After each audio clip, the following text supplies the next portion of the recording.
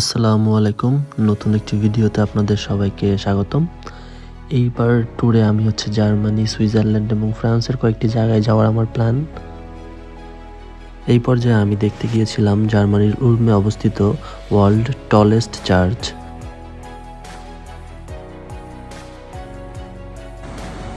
এই ঝর্ণাটির নাম রাইন ফলস। এটি সুইজারল্যান্ডে অবস্থিত এবং ইউরোপের সর্ববৃহৎ ঝর্ণা, এবং এটিকে অনেকে বলে থাকে মিনি নায়াগ্রা ফলস। যদিও আমি যখন গিয়েছিলাম তখন উইন্টার ছিল এবং এই টাইমটাতে ঝর্ণাধারায় তেমন একটি পানি থাকে না, তারপর অনেক সুন্দর ছিল।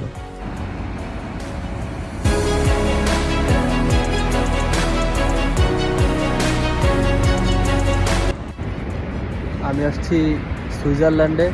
এখানে সুইস ব্যাংকে আমার কিছু টাকা পয়সা ছিল, ওই টাকাগুলো আজকে আমি উঠাইলাম।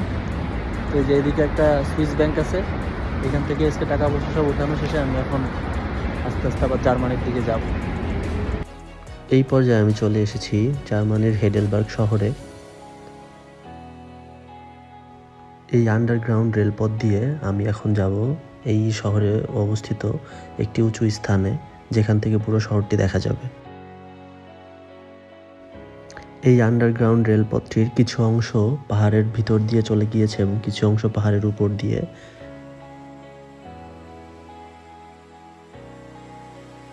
তো আমি এখন পাহাড়ের অনেক উপরে আছি, এই দিকটা থেকে আপনাদের দেখাই।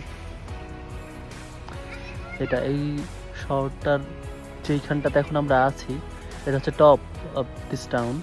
তো এখান থেকে ওই যে এদিকে আছে একটা নদী,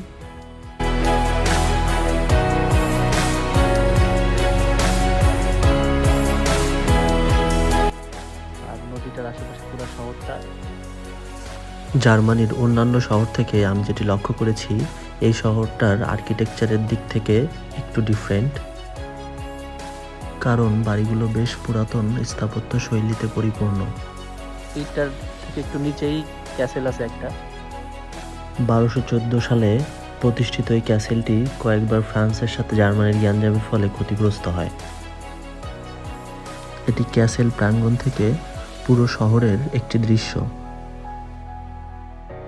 তো আমি এখন এখানে একটু সময় কাটাচ্ছি, এবং এখানে আসার জন্য ইন্টারেস্টিং যে ব্যাপারটা সেটা হলো, এখানে প্রায় 130 বছরের পুরাতন একটা ট্রেনে করে আমি এখানে আসছি।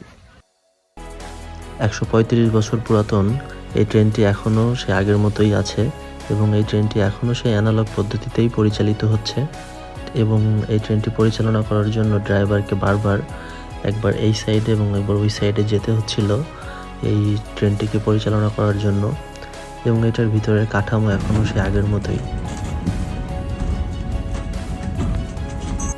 তো এই তো জাস্ট আপনাদের সাথে ব্যাপারটা শেয়ার করার জন্য ভিডিওটা করা।